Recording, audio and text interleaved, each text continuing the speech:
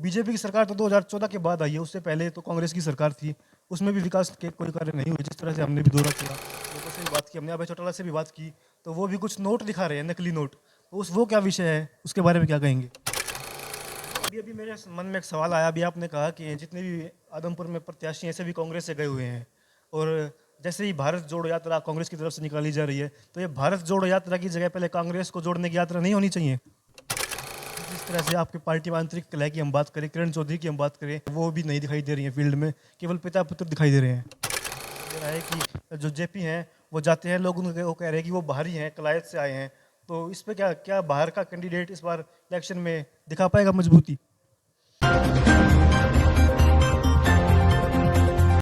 नमस्कार दोस्तों, स्वागत है सभी का समाचार क्यारी में। मैं हूं आपके साथ हिमांशु शर्मा। आज हमारे साथ बात करने के लिए हरियाणा कांग्रेस के प्रवक्ता है संजीव भारद्वाज जी, और विषय रहेगा आदमपुर उपचुनाव। आदमपुर उपचुनाव की चर्चा सभी हरियाणा वासियों के मन में है, हर सभी के दिलों में है, सभी की जुबान पर भी दिखाई दे रही है। आजकल उपचुनाव जो है काफ़ी अब तेज़ी पकड़ रहा है, क्योंकि मतदान की जो तिथि है 3 तारीख आने वाली है। तो इसको लेकर आपसे चर्चा करेंगे। भारद्वाज जी, सबसे पहले आपका समाचार क्यारी में स्वागत है। धन्यवाद। जी, तो आदमपुर उपचुनाव को लेकर क्या कहेंगे आप? कांग्रेस आपका जो पार्टी का जो प्रत्याशी है जेपी, उसको लेकर आप क्या कहेंगे? काफ़ी अफवाहें भी फैलाई जा रही है उसके बारे में कि वो बाहर से है। तो क्या आपको लगता है कि मजबूती हो पाएगी अब की बार इसमें इलेक्शन में? देखिए, जहाँ तक हरियाणा प्रदेश की जनता का सवाल है, चाहे वो आदमपुर की हो और चाहे वो किसी और एरिया की, हिसार की, पंचकूला की, गुड़गांव की हो, तो आज जनता को कोई भी लीडर मूर्ख नहीं बना सकता। बिल्कुल जनता इतनी जागरूक है कि सब बातें अपडेट जनता को हुई हुई हैं। और आप जहां आदमपुर की इलेक्शन की बात कर रहे हैं, ये इलेक्शन क्यों हुआ, किसने करवाया, और ये दोबारा पब्लिक पर इतने इतने बोझ को लादने का क्या वजह रही, इसको मेरे को शब्दों में बताने की ज़रूरत नहीं है। हरियाणा की क्या पूरे देश की जनता जानती है। धोखा दे के, चीटिंग करके किसी चीज़ को दोबारा इलेक्शन पब्लिक पर थोपना, क्या ये अच्छी बात है? जिस पार्टी से लड़े, अपने चंद एक छोटे छोटे स्वार्थों की वजह से उस पार्टी के साथ वक्त पड़ने पर धोखा देकर जाना और फिर बीजेपी में शामिल होकर दोबारा अपने पुत्र को इलेक्शन लड़वाना, ये बीजेपी के जो उम्मीदवार हैं उनकी सभी चीज़ें सभी लोगों के सामने हैं। आदमपुर की जनता आज इतनी मूर्ख नहीं है कि किसी के प्रलोभन में आएगी, ये आएगी। मैं आपके माध्यम से पूछना चाहता हूँ कि पिछले जब से राज बीजेपी का है, ये जो बीजेपी की सरकार है, क्या इन्होंने वहाँ पब्लिक के लिए आदमपुर विधानसभा में कोई काम करवाया है? क्या कभी इन्होंने एक ईंट भी किसी विकास कार्य के लिए रखी है? आज ये हमारे उम्मीदवार श्री जयप्रकाश जी के बारे में धार्मिक प्रचार कर रहे हैं। नेता तो चाहे वो कहीं का हो, चाहे वो हिसार का हो, चाहे वो आदमपुर का हो, कम से कम हरियाणा का तो है। ये लोग तो जो नौकरियां भी देते हैं वो भी बाहर से ला ला के लगा रहे हैं, फिर कहते हैं कि देखो जी ये है। और वो भली भांति उस एरिया से वाकिफ हैं, और जज्बा और जो उनकी हिम्मत है, मैं उनकी जज्बे और हिम्मत की जयप्रकाश भाई की दाद देता हूँ कि वो हमेशा पूरे दबंग ढंग से, पूरी हिम्मत से, पूरे जोशो खरोश से पब्लिक की सेवा करते रहते हैं। चाहे वो कलायत से लड़े, चाहे वो आदमपुर से लड़े, वो मुझे व्यक्तिगत तौर पे क्या, पार्टी के तौर पे भी मुझे उम्मीद है कि वो विजयी होंगे, 100% विजयी होंगे।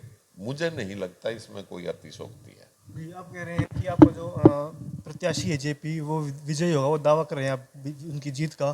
तो मुझे नहीं लगता कि जैसे जिस तरह से आपकी पार्टी में आंतरिक कलह की हम बात करें, किरण चौधरी की हम बात करें, वो भी उसी एरिया की रही हैं। वो उनकी तरफ से विरोध जताया जा रहा है कि हमें प्रत्याशी को जब टिकट दी गई हमें नहीं बुलाया गया। इस तरीके का जो प्रचार हो रहा है वो भी नहीं दिखाई दे रही है फील्ड में, केवल पिता पुत्र दिखाई दे रहे हैं। नहीं, ऐसा ये तो दूसरी पार्टी का एक तरह से स्टाइल ऑफ पॉलिटिक्स है, राज करने का तरीका है। वो अपने विकास कार्य गिनवाने में सक्षम गिनवाने में सक्षम नहीं है कि हुए भ्रांति वाले वाक्य, तरह तरह की भ्रांतियां जो कांग्रेस के बारे में फैलाते रहते हैं, ये नहीं करा वो नहीं करा। मैं आपके माध्यम से, समाचार क्यारी के माध्यम से पूछना चाहूँगा अपनी सत्तारूढ़ दल से, आप कैंडिडेट तो आप कांग्रेस का आपके सामने खड़ा है, आप ये बता दें वहाँ क्या आपका कोई कैंडिडेट नहीं था क्या जो कांग्रेस से, जिन लोगों ने कांग्रेस से क्रॉस वोटिंग करके, जिन लोगों ने कांग्रेस के उम्मीदवार को कांग्रेस की टिकट पर जीतने के बाद हराया, उनको आपने लेके मैदान में उतारा है, तो आपके पास कोई आपका पार्टी का कैंडिडेट ही नहीं था। इसी तरह से और दो जो पार्टियों ने कैंडिडेट उतारे हैं वो भी सारे कांग्रेस ही हैं। तो ऐसा कुछ नहीं है कि किरण जी ने ये कहा वो कहा। आपसी थोड़ा बहुत आपसी मतलब आप, मैं कहूँ आपसी बातचीत या एक दूसरे की प्रतिस्पर्धा के बारे में चलती रहती हैं, तो हर पार्टी में कोई इतनी विशेष बात नहीं है। वो हमारे सक्षम कैंडिडेट हैं, उनका चुनाव हमारे शीर्ष नेतृत्व ने करा है, तो हम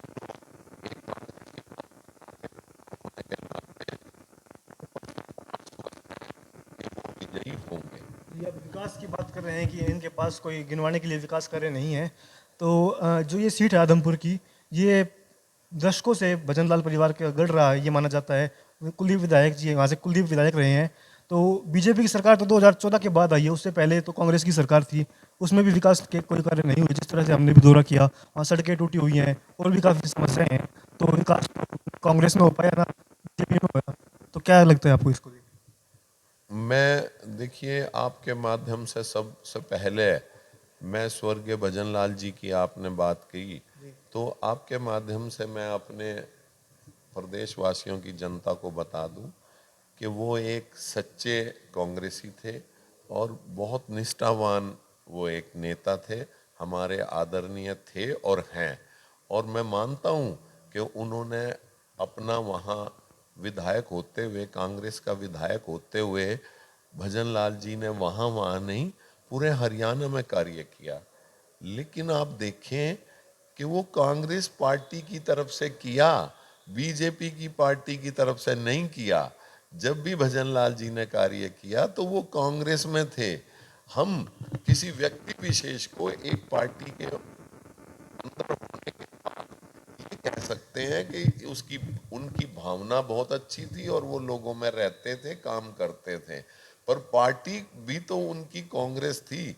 जो सत्तारूढ़ दल है, कभी ये सरदार पटेल की बात करते हैं, कभी ये यहाँ भजनलाल जी की बात करते हैं। जितने नेता हैं जिनका इन्होंने सदियों से, वर्षों से विरोध किया, उन लोगों के बारे में जो चिर परिचित, जो पूरे 100% कांग्रेसी थे, आज उनकी बात करके ये उनके विकास कार्य करवाते हैं। उस वक्त ये विकास कार्य बताते हैं कि उन्होंने किया, उस वक्त ये भूल जाते हैं कि उस वक्त के जो बीजेपी के लीडर लोग, लीडर साहिबान थे, वो हमेशा उनका विरोध करते थे, वो काम करते थे जब भी विरोध करते थे।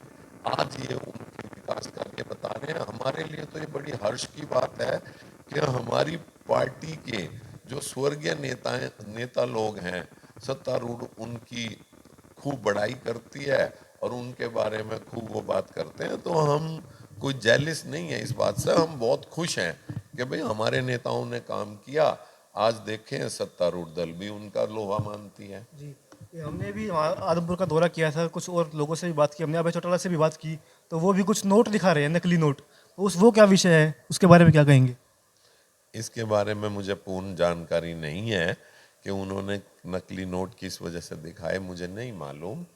अब कोई बात ऐसी होगी, आप लोगों को ज़्यादा पता है। अभय सिंह जी ने क्या दिखाया, क्या कहा, इस विषय में मुझे कोई जानकारी नहीं है। जी आदमपुर में अब हमने भी देखा, लोगों के बीच में गए तो काफ़ी जगह ये दिखाई दे रहा है कि जो जेपी हैं वो जाते हैं, लोग उनको वो कह रहे हैं कि वो बाहरी हैं, कलायत से आए हैं।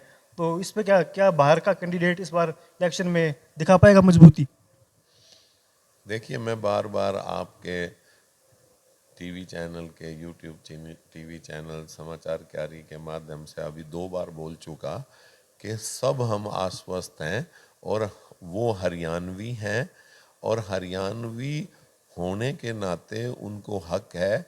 वो एक जाने माने कर्मठ नेता हैं हरियाणा के, वो यहाँ से लड़े। वो अब मैं दूसरी पार्टी के लोगों से पूछना चाहता हूँ, कुलदीप जी से ही पूछना चाहता हूँ, कुलदीप बिश्नोई जी से, क्या भजनलाल जी, क्या कुलदीप बिश्नोई भिवानी से नहीं लड़े? भजनलाल जी करनाल से नहीं लड़े? भजनलाल जी फरीदाबाद से नहीं लड़े? तो वहाँ बाहरी हो गए वो। ये सब सब जुगले हैं इनके, इस पार्टी के। जो नेता एक शीर्ष नेता होता है, उसके लिए कोई स्थान या कोई विधानसभा निश्चित करना कि ये यहीं से लड़ेगा, ऐसे कुछ नहीं। वो जाने माने नेता हैं, कर्मठ नेता हैं, और आदमपुर के लोगों को मैं आपके माध्यम से विश्वास दिलाता हूं कि भाई जयप्रकाश जी को आप विजयी बनाएं। आप देखें कि एक जुझारू नेता आपके दरवाजे पे आपकी आपकी मदद के लिए पुकार रहा है। अगर आप उनकी मदद करेंगे, उनको विजयी बनाएंगे, तो मैं बार बार ये बात कह रहा हूं, वो हमेशा आपकी हर तरह से मदद करने के लिए, हर तरह से सेवा करने के लिए आपके बीच में रहेंगे, और आप लोगों की हर काम को करने के लिए वो हमेशा तत्पर रहेंगे। जी, ये तो हुई आदमपुर उपचुनाव की बात। अब पंचायत की भी बात करें तो पंचायत चुनाव भी हैं, आज भी मतदान किया जा रहा है। तो पंचायत चुनाव को लेकर क्या संदेश रहेगा? देखिए, पंचायत चुनाव का जहाँ तक सवाल है, ये हमारे स्वर्गीय राजीव गांधी जी ने इतना पंचायती राज का इतना ज़्यादा एकदम सुदृढ़ ढंग से इसका विस्तार कर दिया था कि लोग अपनी सरकार स्वयं चलाएं, लोग अपने कार्य स्वयं करें। ये राजीव गांधी जी का सपना था, जिसको आज ये पहले तो अटकाने का काम करते हैं, सालों वो इलेक्शन करवाते नहीं।